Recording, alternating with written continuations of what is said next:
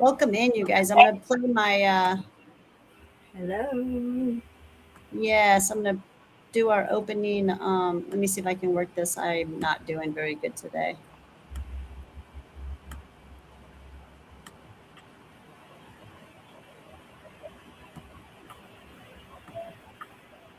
Hmm.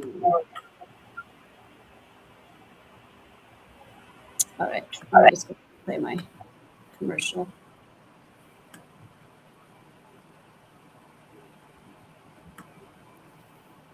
Is it playing? Nope. What's going on? I just we're having such technical difficulties today, you guys. I am so sorry. I'm surprised we're even live, to be I honest. know. I was waiting for you just to go, all right, like we can't do it today because it just wasn't working. Nothing's working today. Sure, I No. smoked weed when I was young. It was how we rebelled against the man, and it was fun. Then life changed. Changed. Sure, I smoked weed. I'm Sure, gonna I start smoked over. weed when I was young. It was how we rebelled against the man, and it was fun. Then life changed. Family, responsibilities, and breaking the law didn't seem like such a good idea. Now it's legal, the medical benefits are widely known, but it's all mass produced. Just not my style. Then I discovered Elevated by Claudine. Elevated by Claudine, a locally owned, female owned alternative medicine practitioner in the Union Crossing Shopping Center in Glendale. Elevated by Claudine is 100% unique, a CBD, mushroom, and plant medicine store on a mission. Everything is locally sourced and ethically made, where everything you purchase promotes holistic wellness. I've come to trust Elevated by Claudine as I travel my spiritual and wellness journey with the help of plant medicine, custom made just for me. Get the whole story at Elevated by Claudine, spelled CLAUDENE.com. There may be health risks associated with consumption of these products. Please use these products responsibly. Must be 21 or older. Sorry, Yay. everyone. We are just having issues with our technology here today, but we're here. We got the commercial on. I guess we just have to be patient. We are practicing our central nervous system today. It's putting us to the test. That's what it is, isn't it? I'm of the opinion that you just have to kind of let like just flow with whatever comes at you. Mhm. If it makes it to where you can't get on live and that's just it how it is, you just have to accept it. You have to accept whatever the outcome of some things are. Well, I'm not an expert of this going live, or I did purchase a live stream program, and it does help a lot. But still, no one teaches you how to do it, or I don't take any classes. And I'm not a computer person. I'm a healer. I'm the same. AI is not me and AI are not the best of friends. I Yeah. struggle with And, AI. so I just do my best on learning this stuff, winging it. I'm self-taught. Everything, and you've known me. We've been friends for, gosh, I think after this year we'll be going on 8 years. Yeah, And, me too. I just teach myself how to do this stuff. I know. I'm the same. I'm very much the same. I let myself teach me. I let the spirit world teach me. I let life teach me. Exactly. Well, okay, you guys. I'm sorry they were a little late, but that's what happens when we're late. It's technical issues. I could not get Anne's volume to work at all. And so we just had to start all over, and I had to start a whole new stream. So that's why we were a little bit late today. Um, but welcome to the Anne and Claudine Live. I welcome everyone in to another episode of our live. Today we're going getting into something that literally runs the show inside your body, your central nervous system. That's kind of been the topic that we've been on our last 3 or 4 lives. We've talked about the autonomic nervous system, the vagus nerve, the sympathetic, the parasympathetic, and the endocannabinoid system. And I just think it's very important for us to learn our nervous system, And so, anyways, going back to the central nervous system, your brain, your spinal cord, your nerves, your stress response, your ability to rest, recover, and regulate. It's all connected, you guys. That's what your central nervous system is, also known as CNS. Okay, we're going to have some fun with it because today we're asking what happens to your nervous system when you detox. So, this is about your central nervous system and the things that it does while you're detoxing. And this live was motivated for me to do based on a few of my clients out there that are in heavy duty detoxing right now, and their central nervous system is being affected. Um, okay, so with that being said, what happens is you can detoxing and support the body, or can you actually overwhelm your nervous system if you push it too hard? Mm. Mm-hmm. We're gonna break it all down, the good, the bad, and the ooh la la of what is happening in your body today. So grab your coffee, your tea, your matcha, like Anne has her matcha, and your favorite plant or your favorite plant medicine. Yes, please do that. We highly encourage that. And come hang out with us. Again, this is the Anne and the Claudine Live, and welcome and thank you for coming in, you guys. Oh, we've got 2 people on already. Let me see. Oh, one just jumped off. Okay. And if you guys have questions, you can ask questions. That's why I was so like, no, we're gonna get this on my laptop, because if we had to do it from my phone, I can't see questions. Mm-hmm. I Yeah, think I think Anne understands what I'm saying now that she has a laptop. Isn't it Yeah. so much easier to see? It's much easier. It's very hard on your phone. And then also on your phone, if people call you and you get messages, it just interrupts all of it. It's terrible. It's That the makes it tough. yeah. But we do what we got to do, like you just said a little bit. That I got to do a disclosure, you guys. Um,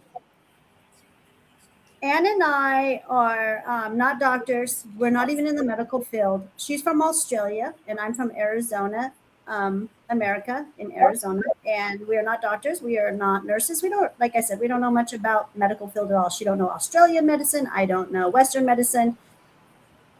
But what we do know is what our own experiences are and our own anecdotal evidence. So we are here for entertainment purposes only. And I am a alternative medicine practitioner where I own my own healing facility in Glendale, Arizona, where I help people transfer off of pharmaceuticals, street drugs, and alcohol onto plant-based medicine. What I really do out of everything is just detox people. I detox people off of everything and anything. And then I help them continue to detox until we get the critters out and we get the body as close as we can, or if not, into homeostasis status. So myself am still trying to reach homeostasis status. So it just takes time. It just really does take time. And then Anne, my co-host, and she's from Australia, and she can say hi. We do this every time we go live. So, I mean, Anne, you don't have to repeat everything you say if you don't want to at this point. You can just say, hey, I'm Anne if you want. I don't care. Hi, I'm Anne. I'm in Australia. I'm I've learned the right term for it. I'm a sensitive. So I am someone who's sensitive to pretty much anything that is energy. I'm sensitive to smell, hearing, touch, all of it. I can feel, I pick up things around me that we may not see here, but you know, people's spirits around us, I'll pick up on things like that. So yeah, I'm just a very sensitive person to energy. I guess I would call myself an energy reader. Some people call themselves psychics, but I don't know. I once had one of my acupuncturists say to me, psychic and psycho are very close to each other in spelling. Oh, I like that because I don't like the word psychic either. He's very funny. It's psychic and psycho. I'm like, I know. But He didn't think I was a psycho. I make believers out of people. Always dreams about it. Dreams always like can't I the fact that I get told this spirit like I will have dreams that I don't know whittling them. So I tend to make people believers, but I don't like it. I think energy reader is appropriate. I really do. More sensitive. Yes. And I don't claim to do any of that. I'm sure we all have a psyche. We all have our own gifts. Mine is just working with people and helping them detox their body and to get them on a cleaner lifestyle. Again, so that you feel better and so that you're out of pain and you're out of discomfort. And I believe, and I do believe that every disease, every autoimmune, everything that is wrong with us there's an underlying issue and there's a reason for it. I do not believe in pharmaceuticals at all. Me Um, neither. I have I have 5 children. I have 3 grandchildren. I have 2 that have been very, very, very sick, epilepsy, open heart surgery, and they are 9 and 11 now, and they are on no pharmaceuticals. I am on no pharmaceuticals, and mostly everyone I know that's at my age, because I am not a spring chicken. I understand that, are on a lot of pharmaceuticals, and I'm on none.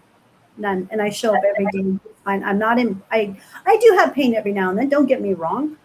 That's just my body showing me, but there's something I need to work on.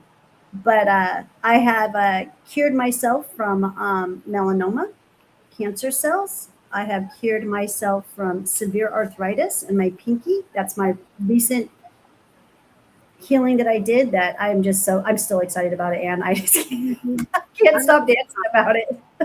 That's so good. Oh, it's so good. It's amazing. Um, I have healed myself from lymphatic issues.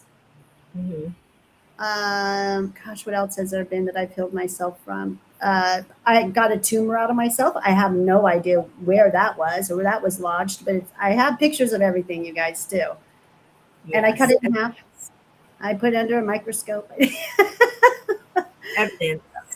hmm Yeah. So yeah. But anyways, let's go ahead and start getting into the talk.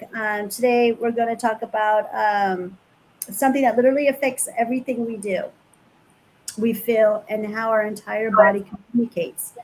The central nervous system. We're going to break it down in really simple language. What is the central nervous system? How does it communicate with the rest of the body? What happens when you're under chronic stress? And then we're going to get into something I know a lot of you are interested. What happens to the nervous system when you're doing a detox or making major changes in your body? And we're going to talk about both sides, the things that may support the nervous system and things that actually put stress on it. Mm-hmm. So, Anne, let's start with a simple question for you. Mm-hmm. When we say central nervous system, what are we talking about, or what do you think? I feel like we're talking about like the main nervous system, like the one that like takes on everything straight away. The brain and the spinal cord. That's the Yes. central nervous system. Yes. Mm-hmm. Yes. Like Oh, the you know main. what? This is another reason why I wanted to make sure I was on my computer. I got my picture thing going again. I'll put a picture up of of the central nervous system. Yeah.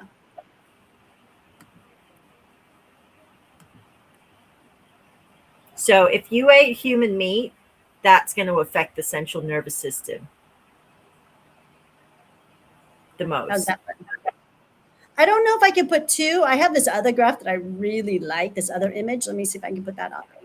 I'll try and do 2. You guys, again, like I said, I'm learning this system still.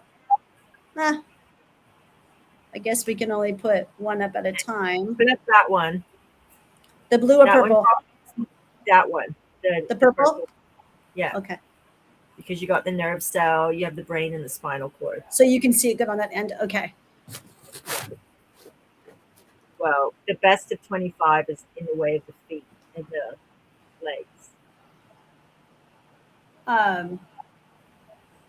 So it's the brain in the spinal cord. You guys can see that right there on the graph.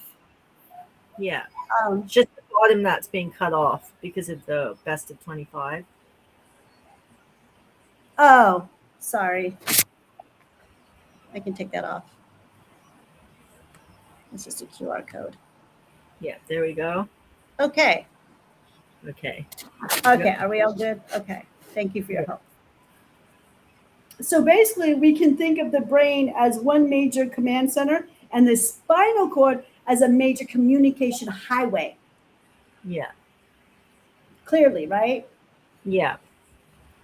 So what's a peripheral nervous system? So you have the central nervous system, which is what? The front, and the peripheral nervous system, which is what? The back? Is that what it is? No, the autonomic. That's part of the autonomic system. Okay. The peripheral, yeah. Peripheral Oh, wait. nervous system. Yeah. It has two. Okay. But the central nervous system is connected to the spinal cord and the brain. Like that's the main machine. That's the main like engine telling you where to go, what you're tasting, what you're when So you have action. When you burn, well, when you have pain. yeah. Yeah. We'll get into it. Where was I?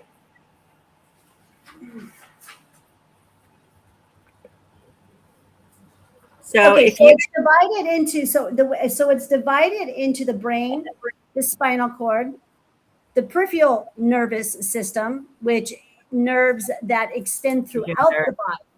Okay, Yeah. so the peripheral nervous system, then okay, so that is a nervous system that extends throughout the body, which is also attached to the autonomic.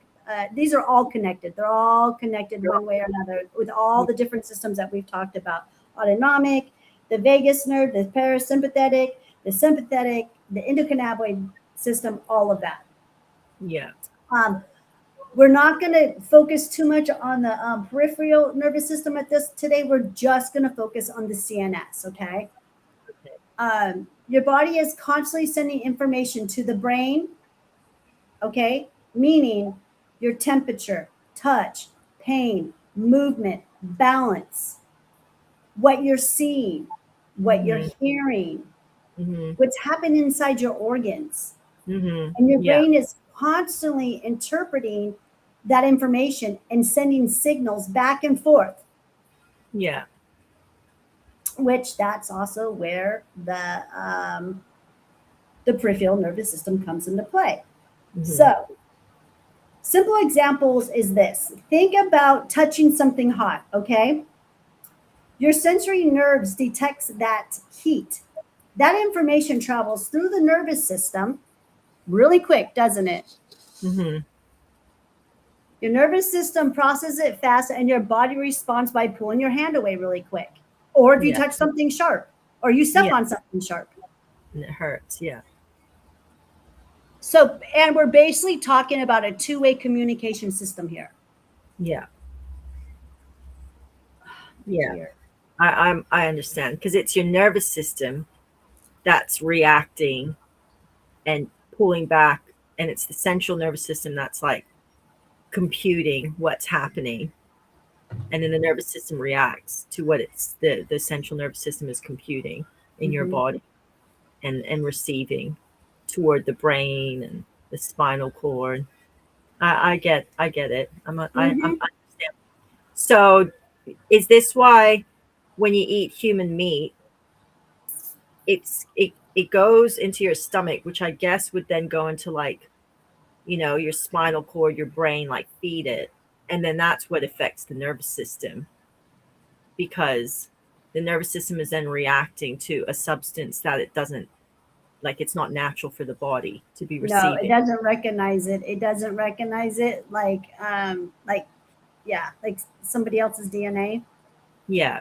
Yeah. It's like it's the reason why we're told what meats to eat, what meats not to eat. Like in the Bible, it very clearly states what we're supposed to eat. For, like I say, the Bible's blueprint. So it's telling us as humans what is good, what is acceptable for our nervous system, what's going to be not detrimental to our health later on in life because it's not interfering with our nervous system. It's reacting okay to our body. Whereas if you eat human meat, it's affecting the nervous system. The body's going, no, this isn't what I'm supposed to be consuming. This isn't natural for me to consume. And then it will affect the nervous system later. Interesting. Yes. Yeah. And I think it eats away at nerve cells. Hmm. Um, and really likes talking about kuru, you guys. She's very fascinated about it. Maybe we can make this a show of a little bit of, or speak a little bit of kuru. Yep. I didn't go too much into it. I'm not an expert on that, and Waze knows way more about it than I do. I just know more about the nervous system. So between the two of us, we can connect dots pretty good, you guys.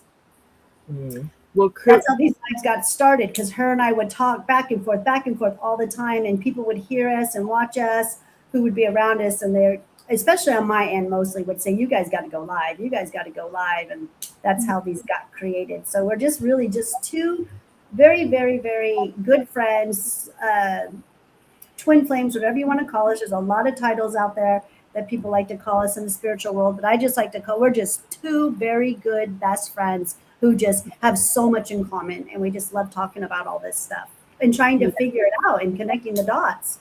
yes. So the brain, the spinal cord, and the body. Now let's talk about that. How about the spinal cord? Because I think people sometimes forget how important it is. The spinal Our cord. spinal cord. Yeah. It's so, I feel like the spinal cord is the alien.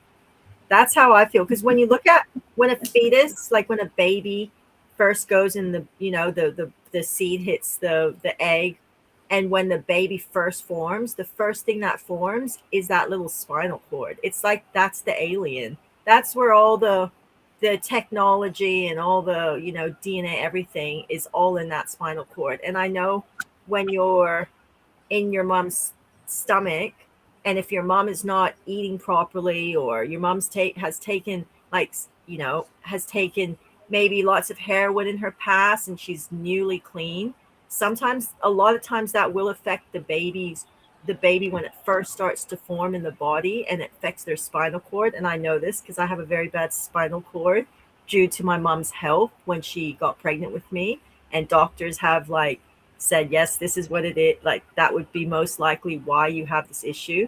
And when I got pregnant with my children, the first thing I did is I took stuff. It's this, medicine, what vitamins, but it's all for the spinal cord of the baby, so that the spinal cord is like the strongest it can possibly be. And I just pumped so much like vitamins for their spinal cord, so it was nice and strong and healthy and vibrant as it could be. But yeah, I think it's the alien. Yeah, That's it looks like one. I mean, it nice. does. I was, I don't know if I was born with it, but I was told that I had a knot in my spine. And that's why I always had to go all natural with my births because um, I couldn't get anyone to touch me to give me an epidural or anything. Mm. So yeah, it's very interesting. And I was never able to like really when I do yoga and Pilates and stuff like that, or when I was a cheerleader when I was younger, I could never touch my toes. Like it just wasn't going to happen. I just like something would stop me. This pain and yeah, it was. But guess what? I can do it now. I can tuck my whole entire hand underneath my toe, underneath my feet. That's That's how, I mean, my nose is like this far from touching my knees. I have never in my life, I mean, almost 60 years old, I am here. And now I can finally do it. And I know why. Oh, hi, Derek. Hi, Um, Derek. And it's because of all the detoxing that I've done. Yeah, for sure. Mhm. And making Mhm. that I feel like the fascia is like more important and as far as like our flexibility and stuff than our actual like spine and ligament, you know, the structure. I feel like if we can make our fascia softer and more nimble and stuff and more flexible, that's really what is gonna, you know, make us either stiff and all you know scrunched up or Stuff, nice yeah, open. stiff and hard and Yeah, like work with the fascia rather than working with like mhm. you know n- n- this spine per se or like your shoulder blades per se. Like work with your fascia and softening it all up and moving it around, and that's It yeah. definitely is one of the things that have helped me. That and the detoxing. I know those are the two. Yeah, They have just changed my body completely to where I can now do yoga. I could do. I mean, I can't do all that crazy stuff, but I do. I plan to learn. I'm learning how to do it. I'm doing Tai Chi right now, and I'm going to be doing all that. I'm going to take my foot, wrap it around my neck. I love that stuff. I know it's so much discipline. I'm just joking.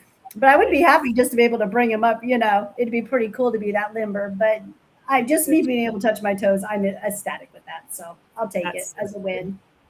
Mm.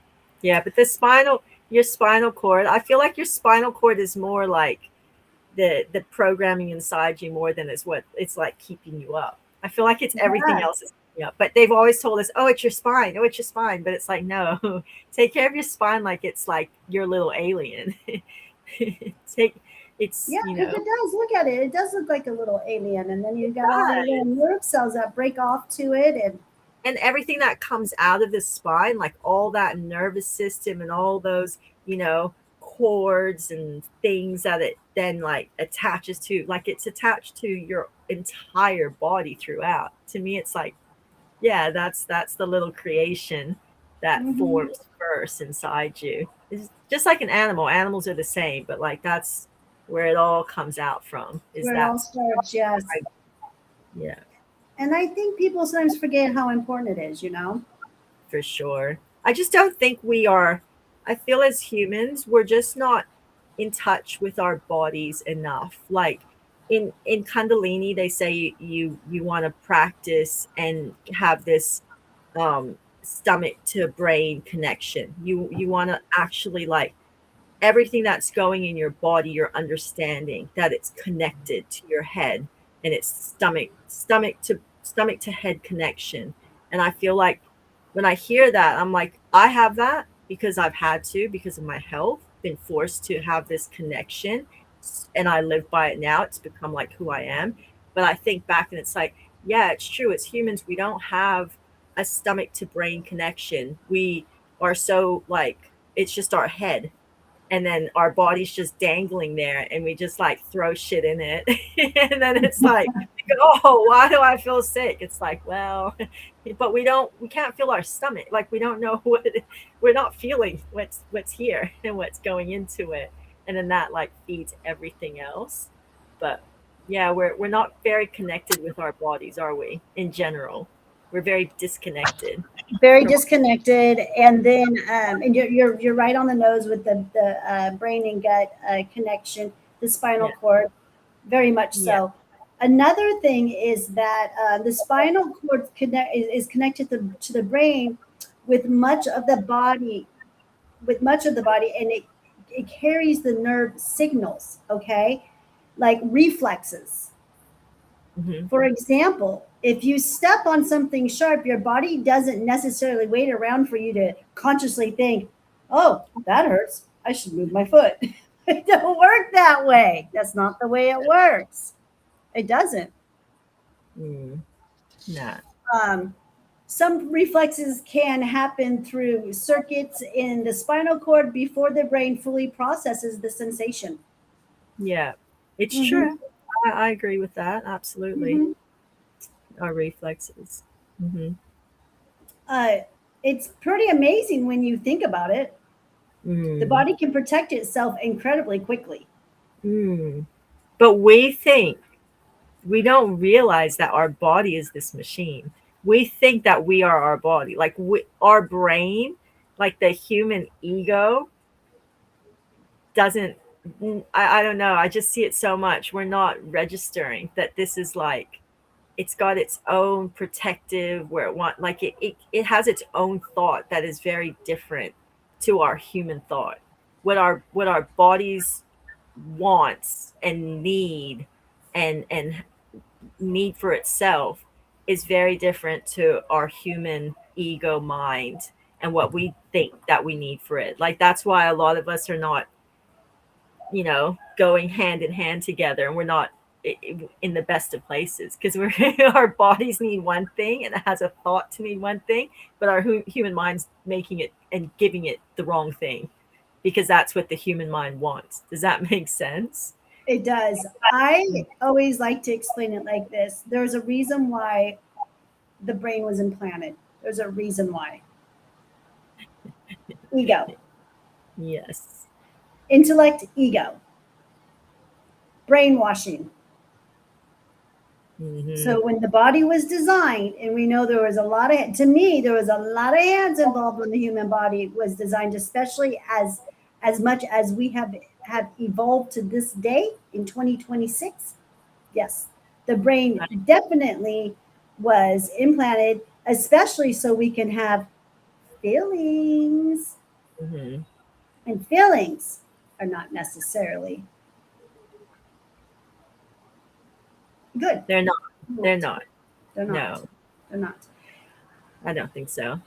The one thing I've learned in all this detoxing that I've done and all these parasites that I've lost, the one thing that I've come to a conclusion is, or not just conclusions, I should say, is I'm learning how to bypass the matrix system.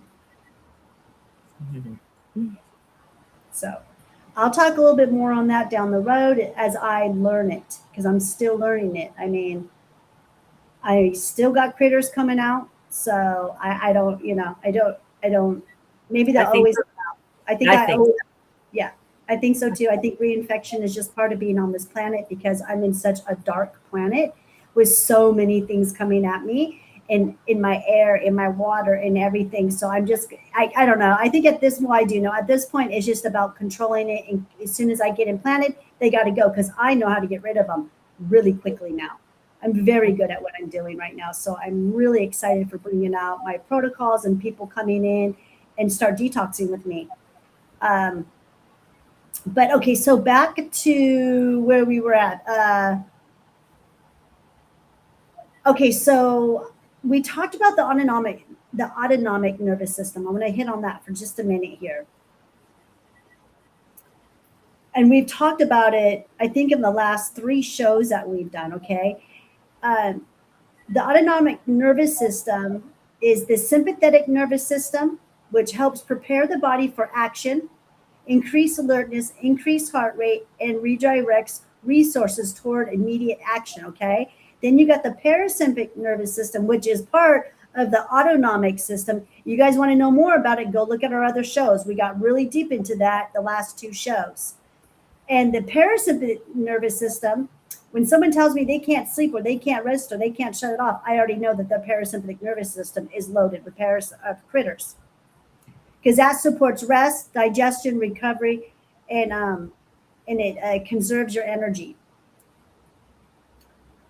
And here's where stress becomes really interesting, you guys. Your nervous system doesn't only respond to physical things, it responds to what your brain perceives as threatening or stressful, like work, relationship conflict, toxic relationships, financial stress, lack of sleep, pain, fear, constant stimulation. Oh, you froze for a second. Oh, am I back on? Yes. I just didn't hear what you said. Okay, so I'll re-say it again. So it responds to what your brain perceives as threatening and stressful, okay? Which could be work, relationship, conflict, financial stress, lack of sleep, pain, constant stimulation, fear, even love. It Mm-hmm. responds to that, even that, because yeah, love is the best one, but we'll go talk about the good stuff later. Your nervous system doesn't necessarily know that you're sitting safely on your couch thinking about something stressful. But if you're safe on your couch and you're thinking about something stressful, your brain can still interpret that a situation as something that is requiring your response. Does that make Mm-hmm. sense? Explaining Yes. that, Yeah. Like your body is still registering but that. yeah. You can Hmm. like pretty much hear your brain, and it's registering it as like something that's not good for you. But this is what I mean. What your body is registering, we're not realizing that it's got like its own mind and its own way of working compared to our our thoughts and our ego brain. Yeah, So you could be completely safe on your couch, but you're thinking about something stressful. yeah, and your body's still computing all of that as a unsafe space to be in for the Yeah, so body. your body wants to respond. Yeah, um, and it's chronic stress. That is chronic stress right there. You're chronically always stressing the body out when you're doing stuff like that, Yeah, which which is causes very good for you. very yes, lot. You'll get a lot of muscle tension. Hmm. That's Hmm. where the parasympathetic nervous system comes in. You're damaging that because now you've overloaded it and you can't sleep Hmm. Yeah, because you've got it disrupts your sleep or disrupted sleep, yeah, digestive issues, increases alertness, fatigue, difficulty relaxing. Um, that is one of the problems I have with myself when I get on the table with my fascia specialist or my lymphatic specialist. They're constantly having to, like, if I'm sitting there, they have to shake my hand. They got to shake my head wherever they're working. They have to keep shaking me to relax.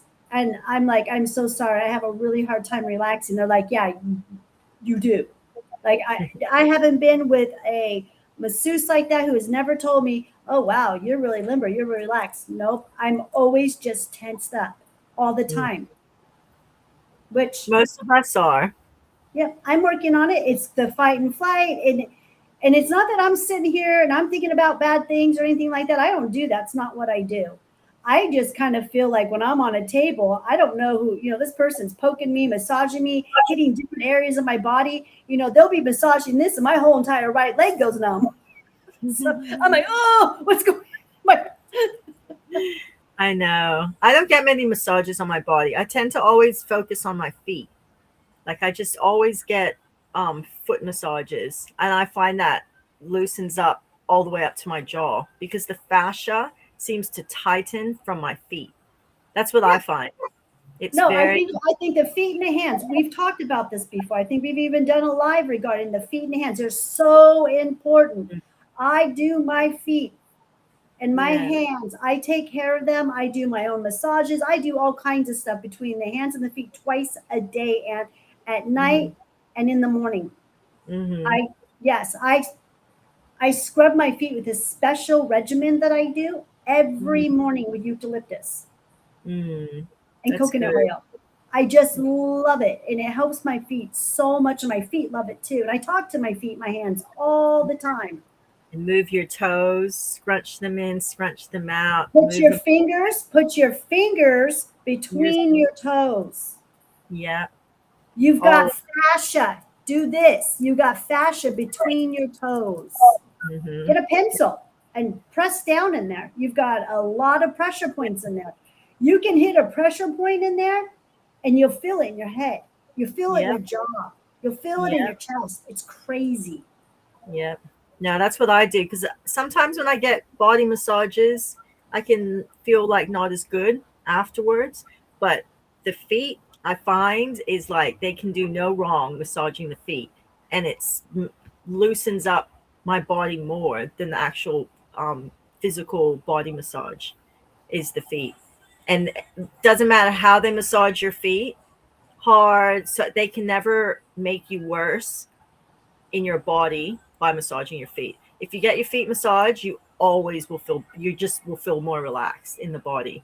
You know, sometimes if you massage an area, you can come out being more, you know, say your shoulders all stiff and everything, and they go massage it real hard. Sometimes you come out of that and you can be like in more pain, and they can like hit a nerve that will tighten up the issue even more. So, because I had a like my neck area right here was real bad, and I couldn't get massages on my neck. They'd be like, it's so tight, but it didn't matter how hard they massaged, it would end up worse. So it's like, okay, I'll just focus on the feet, and every time I come out feeling so much better. So yeah, if you ever are struggling with body massages, work with the fascia on your feet. Yes, and we're not talking about going to your nearest a place to get a pedicure or a mat, or This is nothing real like massage. that. No, we're talking about reflexology. Yes. Reflexology for the feet is what we're talking about. Yes. Go to a good reflexologist. I'm looking Yes. for one right now. I really am. Yeah. And you know how picky I am, man. So until I find that, till God brings me the reflexologist that I need, I'll be doing my own reflexology. Oh, really? So you don't see, we have so many. We have all these like massage places, like real, like they do deep tissue, lymphatic, acupuncture. We have so many around. Like you can just walk to the supermarket. Well, we do too, but I'm not just going to let anyone touch me. It ain't happening. I'm not. Been there, done that. And they almost killed me. Ain't doing that again. No, but if you find a good reflexologist, do feet massages, and I bet you'll be like, oh my God, Anne, you're so right. You'll loosen up all up into your jaw and all around here so much. Like when I see people get really intense shoulder massages, I feel like going and saying to them, just go do your feet. Do your feet. Reflexology, and don't do it like that. Yeah. No. I have my own inotics machine. So I do my own feet with inotics. I've sent you pictures. I've shown you the things that I do. Yeah, no, I do the best I can for myself, but I know once I find that specialist, it's on. It'll be the next level. Yeah, it'll be next level. But you know how I am about healers and physicians touching me. Yeah, I understand that. I'm like that with Reiki. People, if they want to do Reiki on me, I'm very like, no. I'm very cautious. I won't just let anyone do Reiki on me. I'm extremely cautious on just who I allow in my energy field, as you know. Sure. I'm very serious about it. So only because I understand it, and I know you know that. So, and anyone who works with me, any of my clients out there, they also know how picky I am too, and that I just do not allow anyone around me. Yeah, it's a good way to be. I have to be. I'm really tired of getting infected. Okay. I'm okay with the foot massages, just as long as they massage me nice and hard. Sometimes they're just so soft and it does nothing. And it's like, nah, get in there. No, it is doing something. It is doing something. That's the fascia, just moving the fascia really, really lightly and doing the fingers. That does more work than the deep tissues, Anne. I've learned that. I've learned it from my girl. I like hard on the feet. Underneath that foot. It feels so good. It hurts, but it feels so good. So good, yeah. My daughter, she had to get some major dental work done, and she had her fluids were leaking out of her infections into her body, and so she couldn't do massages for a couple of weeks. So when she went in there, and the infection was all on her right side. Her whole lymphatic was all stuck on the right side, and we go to the same lymphatic specialist, and she just kind of like just did a lot of tapping on her. Yeah. And my daughter got mad. She's like, I wanted her to go deep. Because it's pain. It was funny. I go, it's okay. But she did feel better the next day. She's like, okay. She goes, I do feel a lot better. She goes, but I want that deep stuff. That's what I'm like. The deeper, the better. Yeah, she goes, hurt me so good. Yeah, sometimes it doesn't actually help, and it can hinder in the long run. So. Okay, so let's get back to our conversation. Okay, so Anne, this is where I think people get confused. They think their body is failing them because they're exhausted or wired or can't sleep.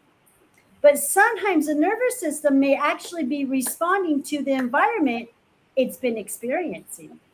Absolutely. I know Your you know body this one. You can isn't talk on this one. Go ahead, take it, girl.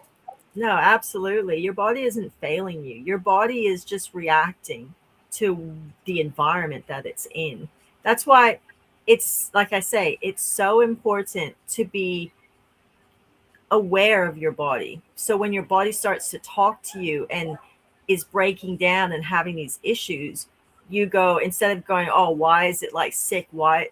You go, what am I doing? What's it experiencing that it's trying to tell me that there's something wrong? Because I was not in touch with my body whatsoever for like the first 38 years of my life. And I was in very high stress situations. Like I already grew up in a very strange way. Like I grew up in a cult for 15 years, which obviously is not going to be good for any child's nervous system in any regard. So I went from that, then I went into, high toxic environments, very dramatic. I got in a marriage that was very, very toxic. Then I had children. So I was constantly having my nervous system just, attacked. But I never took any notice of it. And I remember there were bouts of sickness. I was at my back started to go. I was on so much medication from doctors for my back.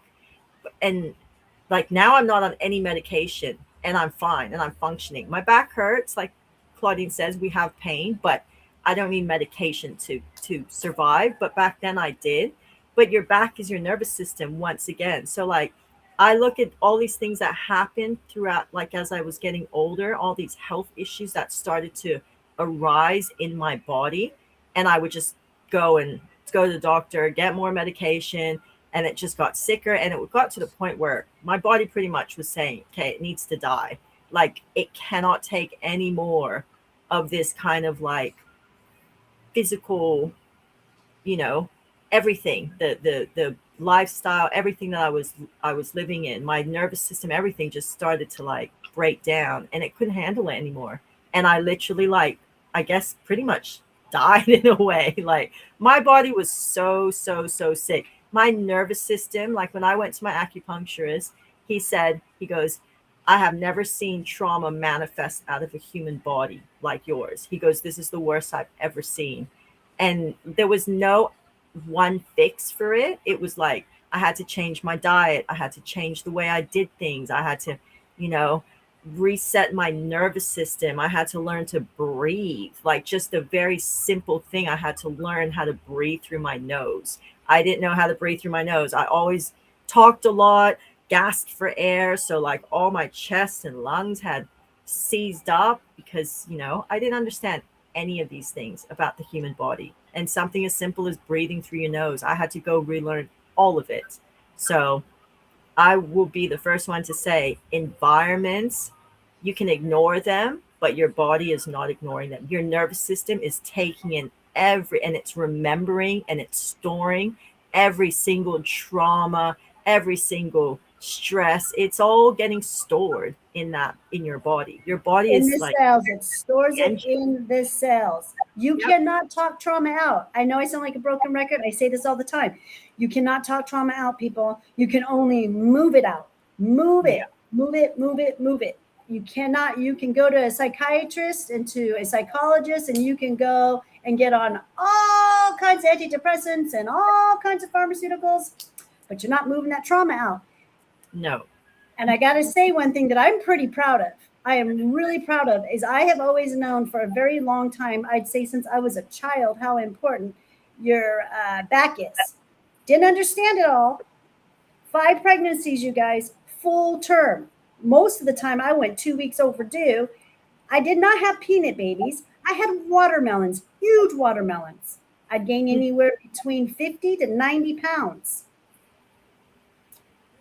And my back, I have never, ever suffered from a backache. That is so phenomenal. Isn't that crazy? Isn't that so cool? Nice, strong spine. You want to know what the secret is? What? Planking. Planking. Planking. Yeah. That's what I think it is. I've always planked. I don't do That's sit-ups. I do planks. And I think that has a lot to do with the central nervous system. I really do. hmm Yeah, well, you got a strong core, which is what essentially is holding you up, not your Hmm. spine. So Yeah, I've never experienced a backache in my life ever. so I don't good. even know the sciatic. I don't know any of that. I don't know. I have no clue. And That's so awesome. I'm a couple years away from being 60, and I'm pretty proud of that. So You should be, Claudine. I am. Okay, you guys. So exactly, Anne. Regulation isn't about forcing the nervous system to shut down. It's about giving the body signals and safety and allowing it to move appropriately between activation and recovery. Right? hmm Okay. So what does detox have to do with the central nervous system? Well, when one is detoxing, um, let's kind of define detoxing because it kind of gets used for everything, right? Your Mm. Yeah, your body already has because I detox people in all different ways. From first thing it starts from I like detoxing people just from whatever their vices are: pharmaceuticals, alcohol, drugs, caffeine, sugar, whatever it is. So I do all kinds of different types of detoxing.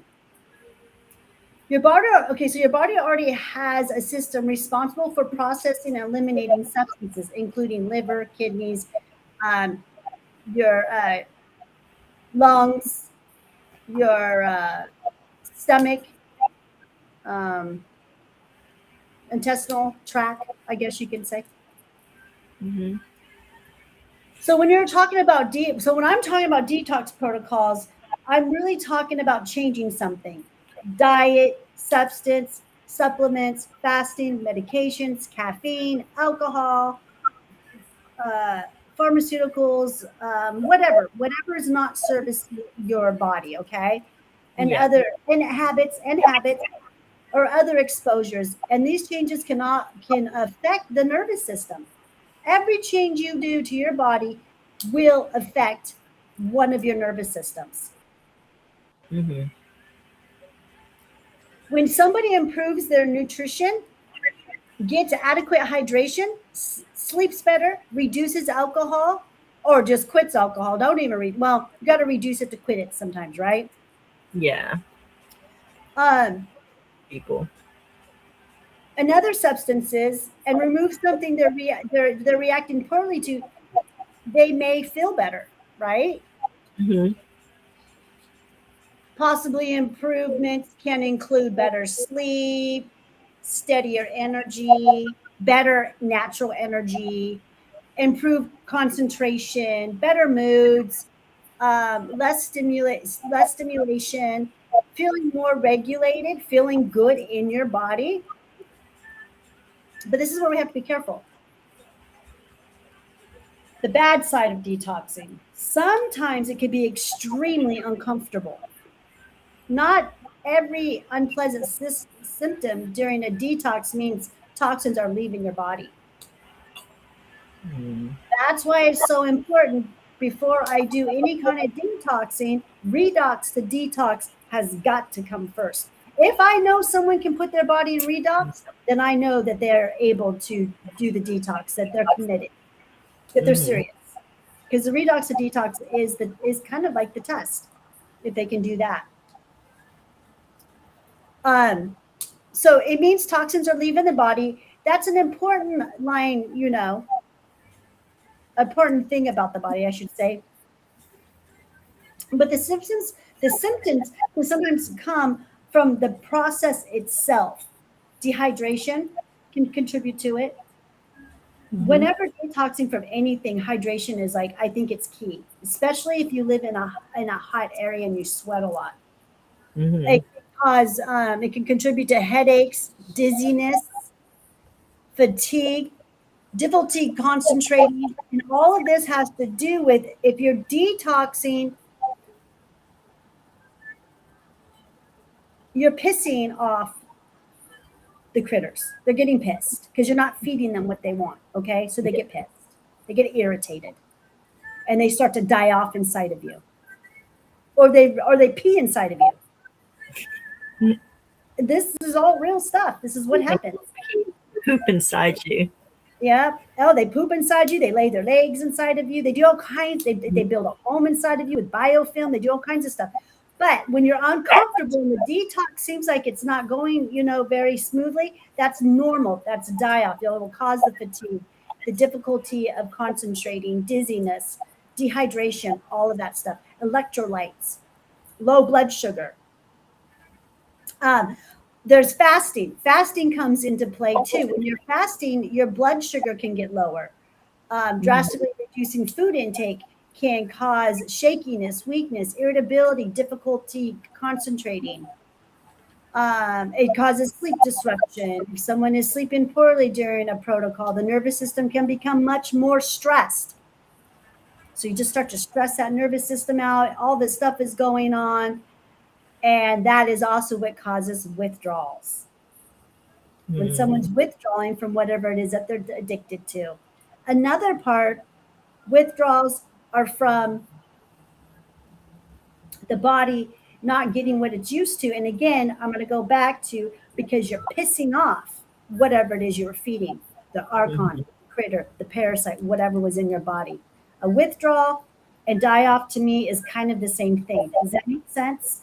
Yes. Yeah. Okay.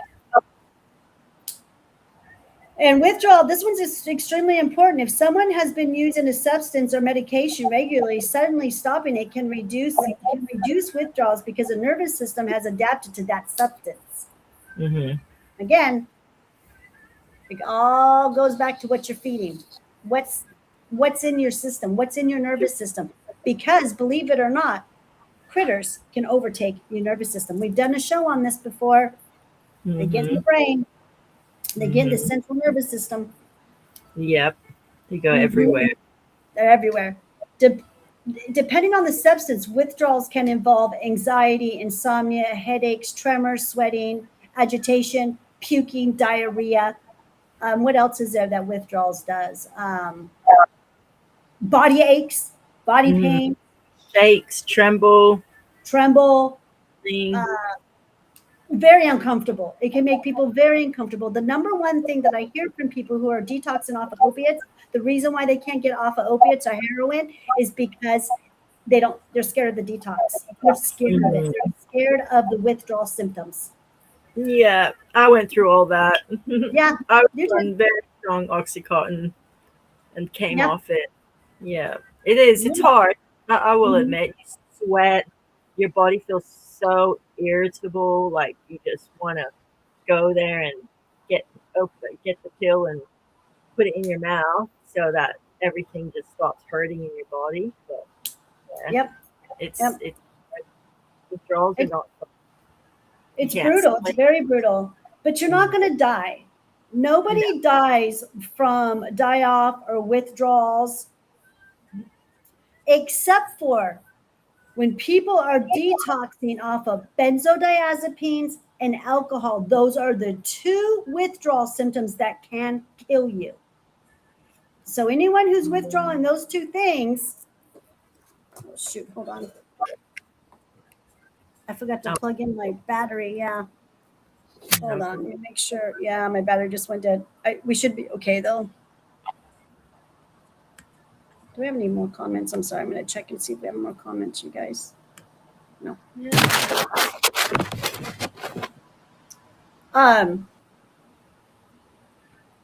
So just if you're detoxing off of benzodiazepines and alcohol, you've got to be very careful because people do die from that, you guys. So make sure that you have an appropriate medical guidance or someone like me who can help you.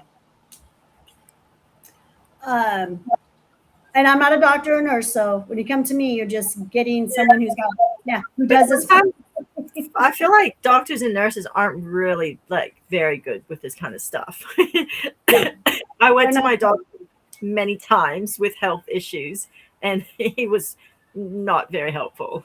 I've had more help from you, Claudine, than I have from my medical practitioners. I don't go anymore. I haven't gone to a doctor in 5 years now because they're just so useless. It got to a point where I was like, why am I paying money to just get irritated? Because you guys don't help me. don't. If no, they're no good. But their investigative medicine is very good, and I do like the investigative medicine. I like, like when I broke my foot, I needed that X-ray. I needed to know where it was broken, so I knew how That to kind of use. stuff, like broken Yeah. bones, like pulled ligaments, like that, real straightforward medical stuff. I Hmm. think they're very good with, but for the more like alternative kind of stuff that you can't really see with your eyes or there's no real explanation, they're not they can't really help you there. Yeah. Parasite, I find they just Mhm. no, that's not But, real. yeah, but they know anatomy. I give it to them for that. They do know anatomy, and they know all those big medical terminologies, and they know how to pronounce all those big pharmaceutical words. That's. But no, Yeah, I like you said, I not go into there's a stuff. place for them, but I just don't want their pharmaceuticals for that No, for sure. For sure, I don't want that. But as no, far as the doctors and nurses go, I do appreciate them for their anatomy and of for course. their, yeah. Some Yeah. of them are open minded and they want to hear what I have to say. I don't have a doctor right now, but I am looking for a functional doctor. I do want to get some blood work done. Just curious to see where my numbers are. That's it. Um, okay. So no, let's talk about how we support the nervous system. Mm-hmm. So if you're asking for your body to make changes, how do we support the nervous system while we're doing this? Number one, Yes. sleep. We The human sleep. body needs sleep. The human body is not supposed to have as much sleep as we have. Okay, if we were living in true consciousness and didn't have all this ego and we're not polluted with all these toxins, we would not have to sleep as much as we do. But because we are bogged down by all this stuff, sleep is extremely important right now for the human. Um, that sleep and plus sleep is one of the most important periods for the nervous system for recovery. You know how they Mm-hmm. say you're healing when you're sleeping? Mm-hmm. That's Yes, why. it's absolutely true. It's yeah. Um, Hydration again. I'm going to say it again. I know my poor clients. I say that all the time. Are you hydrated? Hydration is important. I'm always saying that because I've suffered from dehydration so many times from doing my detox. I think that's why I like no stay hydrated. It makes the detox or the withdrawals just a little bit more comfortable than uncomfortable. Sure. Nourishment. The nervous system needs adequate energy and nutrients. We're going to go over that. I've got a list of stuff that's good for us to have and supplements. I'm going to present some of mine. Breathing, like Ann said earlier, breath is everything. Mm-hmm. Proper breath, not Yes, mouth breath. from the diaphragm. Yeah. Fill it up through the nose, out the mouth. That's how you keep the lymphatic system pumping. Mm-hmm. Um, Yes. Through the Slow breath. nose. Oh, yeah. And slow breaths also encourage calmer psychological state of mind. Absolutely. Whenever I feel angry, I always, instead of lashing out now, when I feel that heat rising, I close my mouth and I just take 3 deep breaths. And it definitely makes a difference. If someone is really upsetting me, I will stop talking and I'll start breathing. And then Takes it makes 90 seconds to process an emotion. it's a much better way to be. Just Mhm. breathe. It It, helps the it, nervous system so much. So much. mhm. It keeps it in thinking or knowing that it's safe in a Yes. stressful time that's coming at you. And again, it's another way I'm learning how to bypass the system. Hmm. Okay, movement, walking, stretching Hmm. are really good, you guys. Movement can help regulate stress. It really does. Hmm. Um, Keep it all movement moving. is very important. I think to Anne and I, we've got to be moving. I think we've learned that when from being incapacitated from our illnesses at a Yes, long period of a time. So yeah, I uh, move a lot. yeah, it helps a lot. It really does. Nature and sunlight. Getting that natural UV red light is very important. Okay, yeah, my thing is charging good. Um, it reduces constant stimulation, I believe, when I'm outside and moving and in nature and stuff. It just really just pushes me down, and I just feel really good. I just really like it. Just such a natural, good feeling. Um, Mhm. and don't be overwhelming the body. No. I mean, this is one of the biggest messages that I think Ann and I can leave with people is more isn't always better. No. No. Less is really overwhelming. Yeah. Know your limits. Yes. Know your limits. Because if you're doing like 5 different cleanses, fasting aggressively, taking 20 supplements, 50 supplements, whatever you're doing, sleeping 4 hours at night, and you're feeling terrible, you can't call that healing. No. And you can't ignore that, because eventually your body will just go, oh, I can't no more. Like, you have to understand the body, it only has so much. Like, it can only take so much before it's actually going to start going against you, because you're not taking care of it properly. You're not doing the right thing by it. And another thing with eating all those supplements all the time is, you have to understand your liver has to break all of those things down. So even though they're really good for you, you are putting more strain on your liver when you're taking too much and you're overloading it, because you only got one liver. So be mindful of that. Those kinds of things is like, you're putting good things in your body, but your body still has to break down those things every single day. And sometimes supplements is like, there's too much. You're going to stress out your liver, because you're like putting excess of something in it, so it's going to put your liver into excess. So just, yeah, things that I've learned as throughout my healing process with supplements, just being careful of not to overload my liver with them. And yeah. I always say with my clients, we go slow and low. Yes, I've got hundreds of supplements here and different things we can do, but we go slow and low. That way we know what's working Mm-hmm. For and what's sure. not working. Yep. And that's why I just like to do 1 or 2, maybe 3 supplements here or there. I might go Yeah. up to 3 during a redox or a detox, and then we'll gradually add or take away. But that's how I do it. That way, like I said, we know what's working, what's not working. Yeah. So we're getting close to the end of our hour. So let's bring this all together, you guys. Your central nervous system is your brain and your spinal cord. Okay, it's right here on this wonderful graph that I found. It receives information, processes information, coordinates responses throughout your body. Your nervous system is constantly communicating with the rest of you, all of you. And when you change what you're putting into your body, how you're eating, how you're sleeping, what substance you're using, or what medications you're taking, your nervous system can be affected too. Sometimes those changes may support better regulation. Sometimes the process can place additional stress on the nervous system, which she'll go backwards. We just talked about all that. And sometimes a symptom isn't evidence that you're detoxing at all.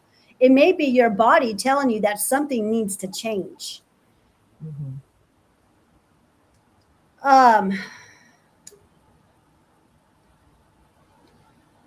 And if you could leave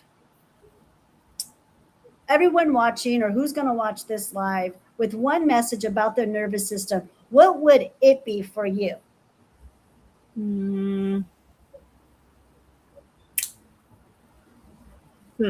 What would be my advice for your nervous system? We're just closing up. Yeah. What would your advice be I about would all say this? I would say healthy. Definitely know what you're putting into your body.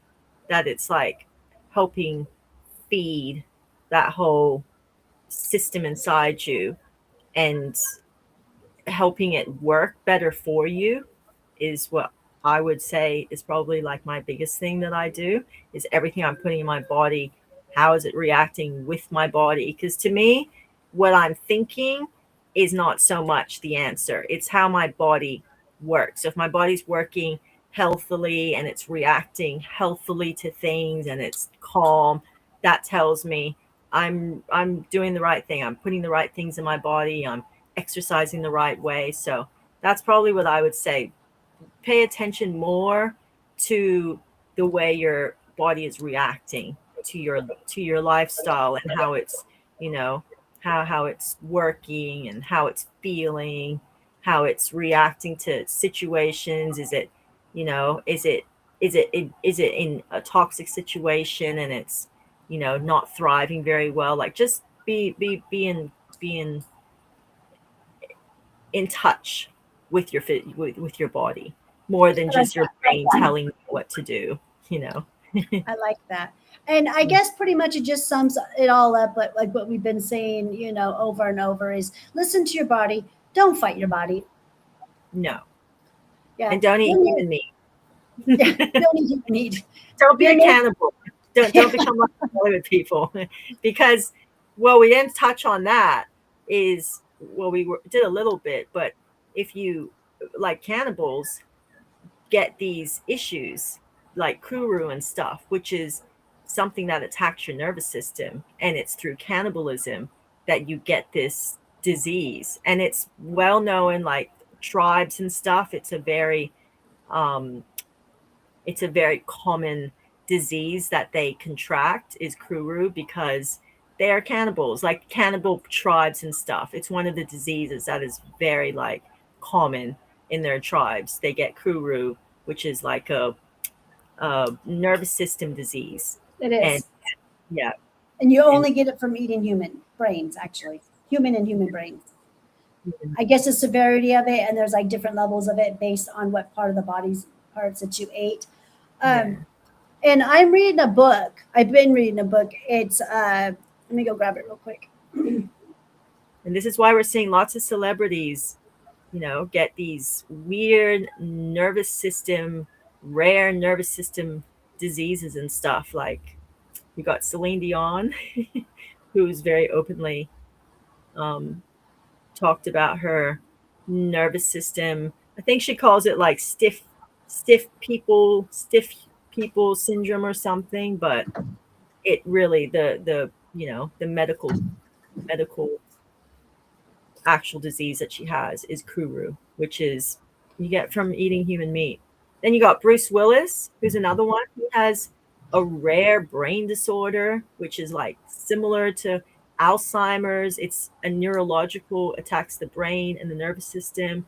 You lose your speech gets impaired, but it's interesting. They all have these rare brain nervous system conditions that they get all of a sudden and they just shut down. And it's like, well, maybe this is what you get for partaking in doing some cannibalistic things. And, you know, another one, Lady Gaga, I watched her show and she shows herself having some weird nervous system. Like she says, it feels like her bones are breaking inside and her body just shuts down. And it's another rare nervous system issue that she has. So yeah, it's interesting that a lot of these celebrities, you know, they all seem to get attacked in their nervous system, in their brain, and you know, and we all know that it's all starting to come out. This whole cannibal. We've got Chrissy Teigen who openly, openly, just revels in the fact that she's eaten human meat. Like she talks about it and glorifies herself, and you can tell she thinks she's so cool and superior, and like you can tell she has this whole like I eat people, so you are food to me. You know, it's I'm higher than you because I can eat you. I don't like you, so I'll put you on my plate. You know, and you can see it in them, and that's. But what they're not realizing is like, hey, you keep eating human meat, you're gonna have like consequences. Like you should Google if this is good for your body and what might happen if you keep doing this. So, but I guess they're not very smart. Their ego makes them think that they're, you know, we've got James Blunt who's done a music video where he's talking about kidnapping some man and taking him back to his private island and eating him. Like they're just putting it in our faces now. So Yeah, that's pretty much what they're doing. That's exactly what they're doing. I've read this book. It's called Man's Higher Conscious. It's a very old book. It was written in by a doctor, Mhm. and I think it's the early 1900s. I'm trying to see if there's a date in here.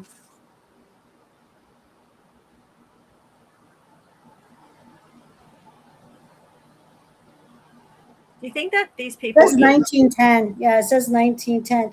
But this is a book about a man who was a breatharian. What's that? He claims we went from breatharian to liquortarian to fruitarian to vegetarian Mhm. to not then we went to eating meat, carnivore, Mhm. and now we're at cannibalism. Yeah. Yeah, Wow. What does he yeah. say about cannibalism? And well, he wrote this before we got into cannibalism, but he does write in here that that will be the next step. If we're at eating meat, next will be cannibalism. So Ah, this was, yeah. So this is a very, like I said, it's a really old book. It's really great. I just love reading about when he became a breatharian. That's pretty much what it's about. So it's a fascinating book. I learned a lot from it. I refer to it quite often. But anyways, let's go ahead and close up here. So your nervous system is communicating with you at all times, you guys. The goal isn't to punish the body into healing. The goal is to create conditions where the body can regulate, recover, and function as well as possible. Now, to support the body and what helps to support your nervous system, we've got traditional herbs, um, lemon balm. It's calming.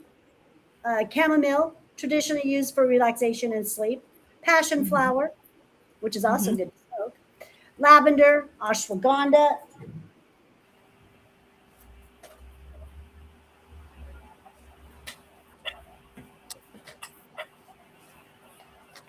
Ashwagandha, Ashwagandha.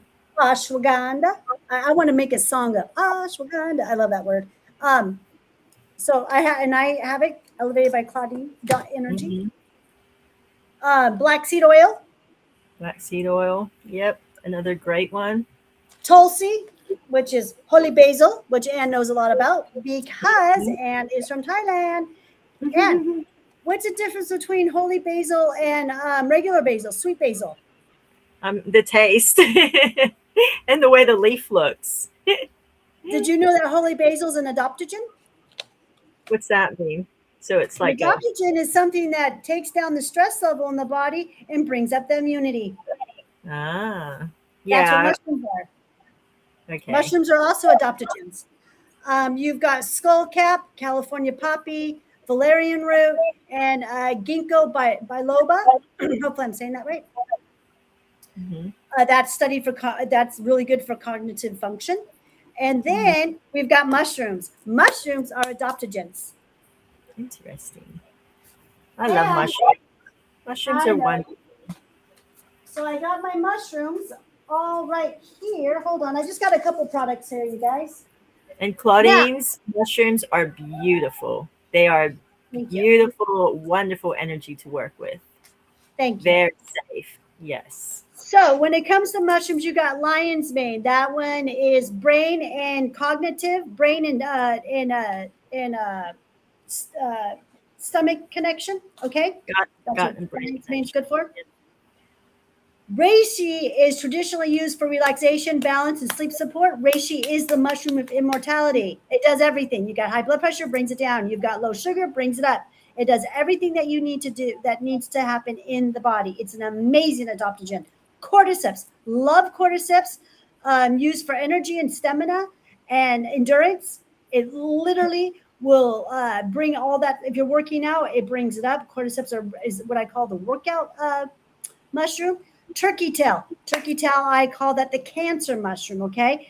That helps when you're doing radiation or anything like that. But it also is primary, supports the immune system, and it's got the gut brain connection going on too, just like the lion's mane. So here's, I got my cordyceps, I've got my reishi. She's got it all. I've got the lion's mane. I sell them individually. I grow them. I grind them in my mill. I put them in capsules. Everything is done with love. Turkey tail, individually. You can buy them individually. Shiitake. Shiitake is another one that's amazing. I have shiitake right here. This is rich in nutrients and provides compounds such as beta glucans. Sorry, it's late. Okay. And then maitake. I don't have any maitakes with me. They're up there, but anyways, maitake is another one. And then we got chaga. Chaga is so good. Chaga detoxes heavy metals out of the body and inflammation.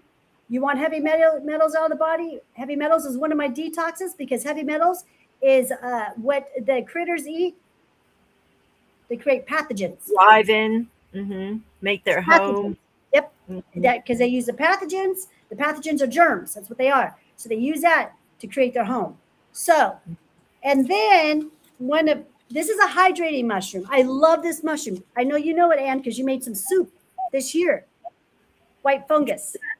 Oh yes, yeah. I always find cool mushrooms. I found, I think, lion's mane, the actual mushroom butt, at the health food shop. So I cut it all up and put it in my soup. I felt real healthy. I know. So good. I felt real alert. Yes, and this is the beauty. This is the beauty fungus, you guys. This is for hydration. If you have Hashimoto's, Yeah. Yep. You have Hashimoto's, this is the mushroom you want to be on. If you have problems with hydration, this is it. This will hydrate you. So it gives you my beautiful skin. And it has natural collagen in it. It's good for natural collagen. It's what the Chinese women use. I call it the beauty mushroom is what I call it. So do that. And then if you want, and you want to do it all in one, I have a tea. I got a 14 blend and I've got a 7 blend. Very nice. And I also do fur babies, you guys. I dose fur babies on mushrooms and all kinds of plant medicine too. I help them just as much as I help humans. I actually prefer to help them. They don't lie. I love them. Fur babies are amazing. I put CBD oil, your CBD oil, on my snake, like where he has his like wound, and it made a lot of difference. It helped heal him a lot. You just have to be careful. Yeah, but you have to be careful when putting it on snakes. You have to, because they actually absorb the CBD and it affects their actual way they are. So you have to make sure it's just a little bit. I put too much on him the first time and he was very stoned for 3 days. I was concerned, but because THC is like toxic to them, so it will kill them. So I was like, because reptiles and animals are actually different what they can take, but CBD doesn't kill them, but just don't put too much on them because they have an endocannabinoid system too. So okay. Just don't put THC on them because it's toxic too. Be careful. I'm always CBD with the animals. THC should only be on an animal that has seizures or cancer. Yeah. Or has an eating disorder. Is too skinny. Underweight, I should say. So foods that nourish the nervous system, healthy fats, avocado, extra virgin olive oil, walnuts, chia seeds. You can tell it's getting late for me. Flaxseed, hemp seeds, fatty fish such as salmon and sardines. I won't eat that, but that is really good stuff for you if you can eat that stuff. Mineral-rich foods, pumpkin seeds, dark leafy greens, avocado, beans, lentils, bananas, you guys, potassium and B6. Okay. Antioxidant-rich foods, blueberries, blackberries, strawberries, pomegranates, dark leafy greens again. And then colored vegetables. I always say you should eat something purple every day. Or something orange. something, yeah, something of color every day you want to eat. And then another really good thing, you guys, to support the nervous system is fermented foods. Mm-hmm. Kefir, plain yogurt with live cultures if your stomach can handle it. Some people can't do dairy. I get that.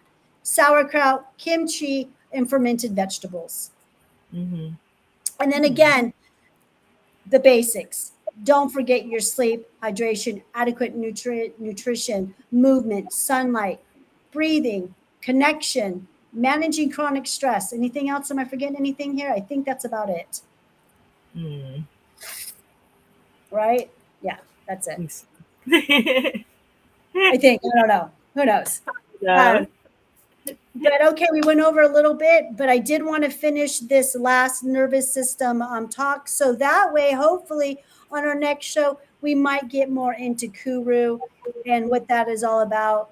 And even though I don't worry too much about the basic human, we don't eat humans, so No, no, that's it's just me. that's more just like for what's going on in the celeb world with all this, Epstein's list. The new thing is they're dropping all the cannibalism and stuff, but we kind of all have already known. Well, we've been talking about it for ages, but I guess that the basic person doesn't understand that that's the kind of stuff that they like to do in Hollywood. Mhm. It's all part of that cult system, that satanic cult worshiping that they do, I guess. But They are the humans demigods. That's what I like to call Hollywood. They are the humans demigods. They're demigods. mm. Plus, I feel So like a lot of them are also like it's an experiment. Like someone is telling them to do this, and like they're just another experiment. Let's see all these people drink blood and eat humans, and let's see what becomes of them. And now we're getting to see what becomes of them. Like Celine Dion cannot sing anymore because why? Because she has Kuru. Because why? Because she ate a human. So, they're just another experiment in the Matrix for what they're doing. And that's how I see them. They think they're so cool and fancy with all their weird stuff that they do, but it's all going to come back and bite them in the ass eventually. So, yeah, yeah, I'm not too bothered with cannibalism but then again, they're talking about, in America especially, that this kind of stuff is getting put in people's foods. So maybe it is it's worth. testing positive. It tested positive at a lot of meat markets, like the grocery stores. People's hamburgers and chickens are testing positive for over 25 different types of DNAs at Yeah. Chick-fil-A, Mm-hmm. Mm-hmm. So I uh, mean, Jack in a Box, McDonald's, all the fast food chains, all of them. They're all owned by the Illuminati. yeah, exactly. And I sent you that thing. Lady Gaga's coming out with her skin cream where she's got human tissue put in the creams. Like I feel like anything human, if we see it on the label, we can't accept it. We cannot. It's not supposed to happen. They've been doing that for eons. I remember watching Oprah and one of her back in the day when she had an old talk show, and she would have the Oprah's favorites or whatever, and one Yeah, of her face creams had yeah, yeah. had Well, we had baby DNA or something like that in it. Yeah, yeah, on Ellen DeGeneres, yeah, on her show too. Yeah. Sandra Bullock was Oh, talking that's right. They've been this putting this certain. stuff in our face for a long time. Yeah, it's so bad. Like, yeah. And just imagine if this stuff, like, eventually we start seeing it on labels, live human cells, live human tissues.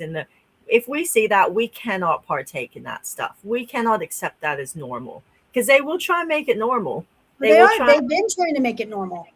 yeah, but we can't. Like, that's just not godly. That's not of God. That's just No. an abomination. We cannot touch that. We cannot accept it. Our God does not ask us to have anything to do with blood or eating anyone or sacrificing. Our God is love. Yes. Love, love, love, and that's it. Yeah. And any God that asks us anything else of that is not the true creator of all creations. It's just not. It's wrong. No, No, it's it's wrong. not. It's wrong, and it's not good for your health. So It's awful. But anyways, we'll get going, you guys. We are about 30 minutes over, and I just want to send you guys a great big hand heart and say thank you for watching and joining us. And hopefully you will join us again in 2 weeks, which will be, I have it marked under here, which will be you know what? And then we have a holiday coming up. Wait, so we do, hold on a minute, guys. okay.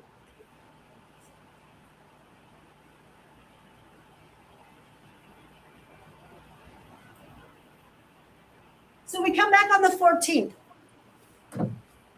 Okay. The 14th for America and the 15th for you, okay? That's 3 weeks. Because we have a holiday in there. Okay. Are you sure? So We in have an 2 American weeks. holiday. Yeah, we have an American holiday. Let me look at my calendar. Okay. So we'll skip that one, and then we'll do in 3 weeks' time.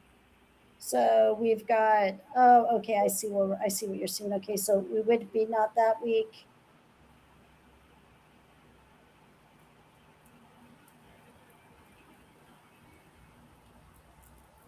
Okay, so the 31st is next week. Why can't I go to the next month? What the heck? Okay. September. No, yeah. Okay. Oh yeah, so we come back on the 7th, right? The 7th and the 8th? Yeah. Is that right? That's 2 weeks. Okay, no. We'll be back on the 14th because that's an American holiday. Okay. So in 3 weeks' time. Yeah, we got to mess up our days again. But yeah, on the 14th, we'll come back because, Okay. yeah, the 7th, yep, it's a holiday. I'm almost positive. Okay. Let me double check. Yep, September 7th. Okay. All right, then you guys, we'll see you on the 14th at 5:22 my time and 10:22 a.m. in Australia time on her Tuesday. So, peace, you guys. Thank you. Bye.